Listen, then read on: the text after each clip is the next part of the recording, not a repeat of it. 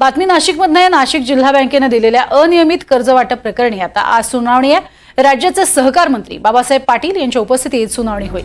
कृषी मंत्री माणिकराव कोकाटे यांच्यासह नाशिक जिल्ह्यातील 25 माजी संचालकांना नोटीस बजावण्यात आली आहे। यात अनेक आमदार खासदारांचा समावेश आहे। त्यामुळे माजी संचालकांसह 15 अधिकारी देखील अडचणीत आलेत।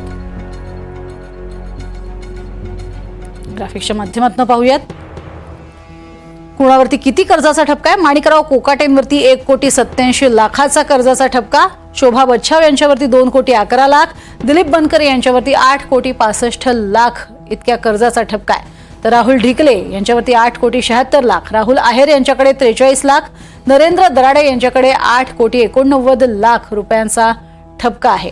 तर देविदास पिंगळे 8,65,00,000, वसंत गीते यांच्याकडे 1,89,00,000, जेपी गावित यांच्याकडे 7,21,00,000 कर्जाचा ठपका आहे। माणिकराव शिंदे 67,00,000, संदीप गुळवे 7,57,00,000, दत्ता गायकवाड 67,00,000 असा हा ठपका आहे। राजेंद्र भोसले 8,78,00,000, राघव आहिरे यांच्यावरती 8,89,00,000, सुचेता बच्छाव यांच्यावरती 2,11,00,000 ठपका आहे।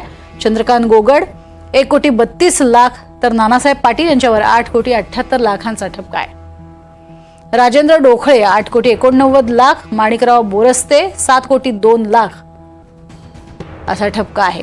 एकूण 27 जणांचा यात समावेश आहेत। माजी संचालक आहेत, यात माजी आणि आजी आमदार खासदारांचाही समावेश आहे।